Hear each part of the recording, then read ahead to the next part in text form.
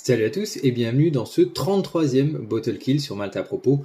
Aujourd'hui, je termine ma bouteille de Method and Madness Single Malt. C'est un whisky irlandais, mais pas un whisky irlandais au sens traditionnel, donc pas un single pot still avec un mélange orge maltais, orge non maltais. Non, là il s'agit d'un single malt, c'est donc un whisky élaboré à partir 100% d'orge maltais. C'est un 14 ans d'âge, même si ce n'est pas écrit à l'avant de la bouteille.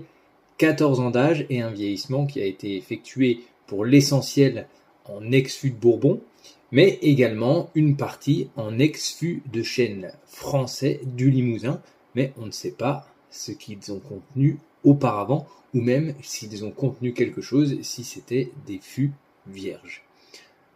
La gamme Method and Madness, qui est assez difficile à trouver notamment sur le marché français, est produite par la distillerie Midleton, près de Dublin, qui est la plus grosse distillerie de whisky d'Irlande, tout simplement. Environ 20 millions de litres d'alcool pur produits par an, c'est énorme.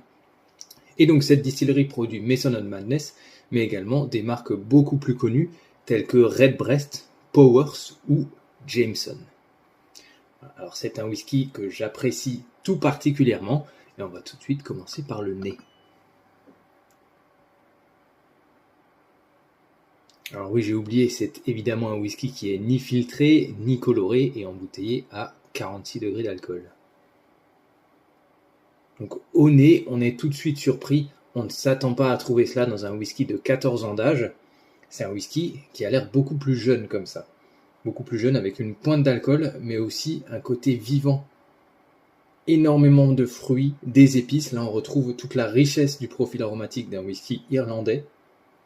Donc beaucoup de fruits, des fruits jaunes, des fruits mûrs, des fruits tropicaux, de la douceur, du miel, des épices. Déjà, c'est très expressif au nez. Ça promet pour la bouche.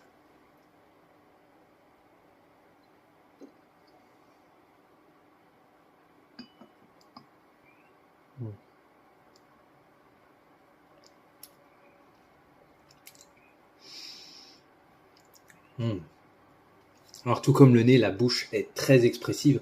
On est vraiment sur un panier de fruits. On a l'impression de croquer dans un gros fruit bien juteux, une grosse pêche de vigne. Mais il y a également des fruits tropicaux, des fruits de la passion, un peu d'acidité, un côté acidulé. Et tout cela est saupoudré d'épices. On a également de la rondeur. On cherche toujours un petit peu la maturité, mais on a de la complexité, on a de la longueur en bouche. C'est vraiment un très beau whisky. Dommage qu'il coûte aussi cher, 90 €, mais pour moi ça vaut 8,5 sur 10.